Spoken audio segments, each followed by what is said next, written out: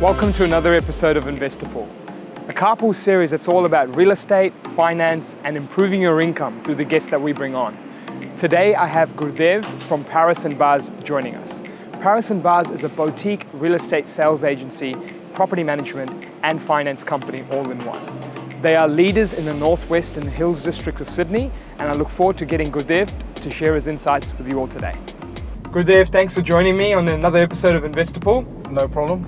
And today, I think it's perfect timing because, lots of people in this area are unsure about whether they should sell, not sell, and may have different thoughts to their mind. And I know you're very, very experienced in the world of, selling, property management, finance, and all these things. So how about you introduce yourself, a little bit about your journey or more about, what you do? Yep. Hi guys. So basically a bit about myself. I finished my degree in 2007, graduated from Macquarie University as an accountant, Bachelor of Commerce. Landed a normal, you could say, a chartered accounting job in a mid-tier firm, as you do. Yeah, cool. I worked there for a couple of years, but it wasn't me.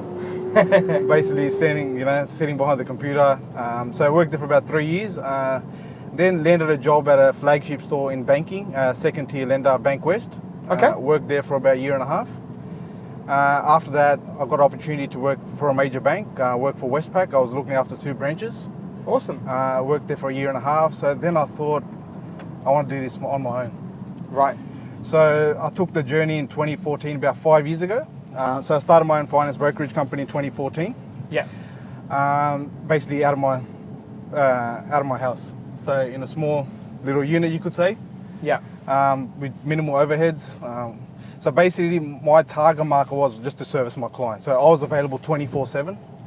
I was basically servicing every type of customer. I was doing residential home loans, commercial home loans, car finance, any type of finance, basically. Whereas I was a bit restricted with the major banks, so I was in residential lending there. So I took that step out, basically hustled for the first couple of years. So you were the finance guy in the days to start off with. Awesome. So I hustled for the first couple of years, working from home, as you do. Became a platinum broker with the banks, basically just on the back of hard work, I would say. Congrats, it's awesome. So platinum broker basically means just the business that I submitted to the banks based on volume, which basically gives me direct access to the credit team and quick turnaround time, and we get deals over the line. Right. So basically my background is finance. How property came into it, basically we've built properties of our own as well. I've already been always been a very passionate guy about property. Yeah. So always wanted to get into real estate. So when I was doing finance, I had a need for my customers where we were basically I was referring my existing database to other agents out there. But the feedback that I was getting from my customers, they weren't happy, like what the service they really wanted. So I thought to myself, there's an opportunity here. There's a gap in the market where I can service my existing clientele. So about a year and a half ago, I thought, the time is right, I've got to open my own real estate. So basically, we went about and opened our own real estate agency firm. I wanted to be boutique, independent. I didn't want to get a franchise. So a year and a half, I took that step, bought our own office here in Northwest Business Park. And we set about starting our journey. So in essence, my wife joined me in about a year and a half ago. So basically, she was a marketing manager at leading multinational shopping centres throughout Sydney. So she had the experience. So I thought, here's an opportunity, and let's pounce. So my wife resigned from her job, I think, about two years ago today. And now you're a husband and wife combo Husband in the real estate world. A husband and wife team. You could say power couple, power agency. And so from this journey. Now you're looking at, I guess, the time of entering into the Sydney space. Yep. But what's really interesting about you guys is, in all market movements, you've really found a way to deliver results. Yeah. What do you feel should sellers really start considering out there, where in today's Sydney environment, if they're looking to sell and get the best bang for their buck, how are you guys consistently delivering that? So basically, look, when we entered the market, started last year, the market wasn't the best. It was already in a declining market where we entered. So we saw a gap in the market, especially the way prestige properties were marketed. So the where we really pride ourselves is on video and marketing presentation. especially for the high-end properties. So a number of the properties we sold last year was on the back of the marketing campaign we ran. So as an agent, there's two things we can control. That is the marketing campaign and the negotiation. I feel if an agent does that to their best potential in any market, they'll get the top dollar. That is our control. And the rest looks after itself. So currently we hold a Northwest Suburb record, 2175. Awesome. Which we cracked last year, and we've had a number of record sales last year. We've been selling this year as well. So at the end of the day, if an agent can deliver what they promise in their essence, they present the property right, they negotiate it right, you'll get top dollar. It doesn't matter what the market is. And I think what really I've noticed is that there is an emotion that you bring out when you really market it well. Definitely. And the presentation's there, because for these types of properties, these aren't your investors trying to buy these types of properties, right? These are like once in a lifetime purchases for some of the customers. So we obviously, the way we present it, a number of the properties we have sold, the customers have come in, they've looked at the video presentation, the property has already been sold to them. When they've come to the open home, they just tick the box and it's sold. You know what I mean? So basically that's, I think, where we have the edge. And obviously we do the finance, so we've got our in-house finance team. So if a deal was to fall over for finance, we won't let that happen. So do you feel then that way, like people are out there considering selling and they've got that, well put together property, Yep. the fee or whatever it is to sell something, that from the sounds of it needs to be in the back of their mind, and what that presentation really needs to be number one. Exactly. In today's market, presentation and negotiation has to be lethal to get top price. The time has gone in 2015, 16 when the market was hot, you list and the property was sold. Now obviously an agent has to hustle, has to work hard to get the deal over the line. I think that's such a good point, because it really helps people shape the expectations around there's more to it than just what the percentages that we sell at or what sort of thing from there. Exactly. So basically our initial thought process was we want to service our existing clientele. Yeah. So, but what has happened with on the back of our record sales last year and the way our business has grown significantly, which we didn't thought would exponentially the way it has gone, we are basically now growing. We're servicing other clients outside our existing database. So touch wood, keep rolling. And if you're someone who's in that place at the moment and they're trying to break down why or who they should use as a real estate agent, what are some things that you can help sellers start to think about when they're trying to pick out who that right sales agent should be? So basically, obviously, every potential vendor looks at an agent's track record, right? That's number one. They go on realestate.com, look how many properties sold. Most vendors, in my eyes, they start to pick an agent 6 months out or even 12 months out before they potentially list with that agent. The way me and my wife, we work is we do everything with our heart and soul. So basically, obviously, we are boutique, we are family owned, and we're tailor-made. So obviously, we offer a tailor-made solution for each and every customer. It's not a cookie cutter approach. So we pick and choose our listings a little bit as well, because we want to give you 110% for whatever listing we get.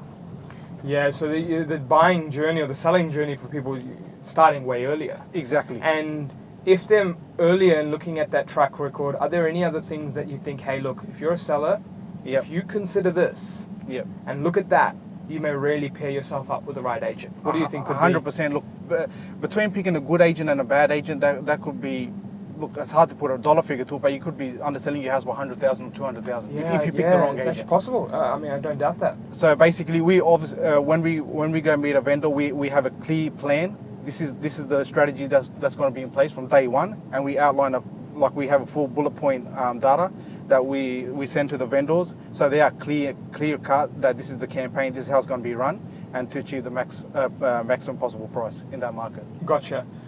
And when people are looking to sell, I mean, when you consider the current property that they've got, the hardest part is like, when's the right time? Exactly. And how does that conversation sort of happen or go through with you and your wife and your client? Especially when sometimes people have that uncertainty of, is now the right time or is now not the right time? What are sort of things that go through their mind, and how does that discussion go through with you? So basically, when we go meet a vendor, firstly we try to understand their situation. What are they trying to achieve after they sell their property? What is going through their mind? That's how we tailor a marketing solution to their needs. So it doesn't matter which market we are in. If we are buying and selling in the same market, everything is relative. Yeah. Especially if in this market, if you are upgrading, you are probably getting a bigger discount than if you're sitting in a property that's priced slightly lower. So it depends what your end situation or end goal is. Right. See, so I like that because it's not market driven, it's that person driven. Exactly. Because you'll find there's someone out there that wants something that you've got, right? Definitely. So it's basically pairing them up with the right people and going, does it fit your personal scenario? Because there might be someone who, okay, look, the market's dropped 10 or 5 or 6 or whatever percent, but if they've held it for 10, 20 years, like what's that concern to them? Exactly. If a vendor's bought their property, say 2016 or prior, they are still ahead of the game. The market has risen 50 to 60%. Okay, fair enough, there's a 10, 15% correction, but hey, you're still 40% in front. So just really situational. Exactly. Based, so right? it's probably the people that are getting hurt a little bit, especially with apartments and whatnot, are the guys that have bought off the plan the last year or two. They're probably getting punished a bit at the moment. But it's not all doom and gloom. If you hold that property for long enough, you will make money. Pretend you're a customer now with all this knowledge that you have. What would you do if you were selling your property and talking to your agent? Yeah, so basically, look, customers are very educated these days. If I was selling, obviously, I would look at the suburb, look at the recent sales, do all the data analytics, do everything what needs to be what needs to be done. Also, when choosing an agent, what is this agent doing different to another agent? That's going to give me that extra $10,000, $20,000, $50,000. Because every agent can basically list on REA and domain. But Correct. what is this? What X factor is this agent bringing that's going to give me that extra dollar? Yeah, that's a good point. I think the X factor's underplayed, right? Like 100%. People don't realize that. As they say, the property is only good as the worth as good as the agent is. Yeah. So I think the agent, obviously, look, the property will obviously sell itself, but if the agent is not selling the property in the best value, you won't get that top price. It doesn't matter if it's a booming market or a declining market. Right. Yeah. Now, people have another $1 million question. Yeah. Auction, not auction. Yeah. Price guide, flat price. Yeah. I mean, I know it differs from property to property, but Yeah. what are your thoughts on some of the considerations people should have when they're going through that? So basically, we offer all the options to the vendor, but then we come up where we think this property should be positioned or we think would work. But we have seen when we take a property to private treaty, for example, and we see interest, there's great interest in the property, we can sometimes convert that into an auction campaign because that is in our hands. Right. Or are we doing an expression of interest campaign, 5 weeks, just to create the urgency? Yeah, auction's a great way to sell as well. Obviously, it creates the urgency. There's a deadline there. We have to meet 10%, 66W, non-refundable. There's no cooling off period. That does work. Private treaty does work as well. It just depends property to property and sometimes which way the vendor is more comfortable as well.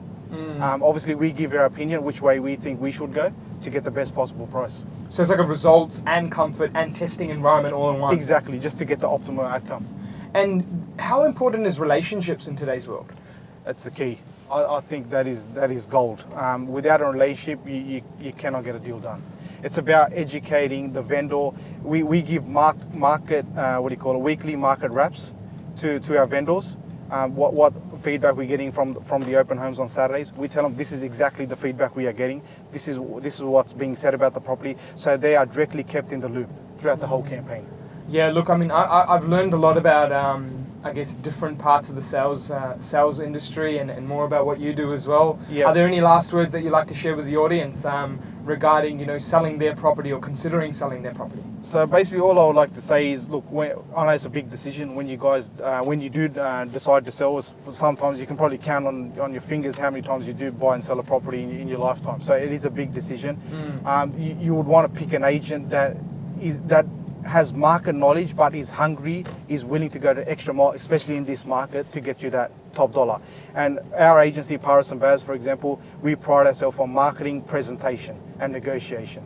And it's me and my wife, the way we operate around the clock service. And the kids as well, they're in there as well. So our agency, Paris and Baz, is named after our 2 sons, Paris and Baz. So it is family owned. So it's one family selling another family's home. So there is that personal touch to it. And we go the extra mile to basically get you the top dollar. Mate, thank you so much for coming on. No worries. That's another episode of InvestorPool and a wrap. No worries. Thanks.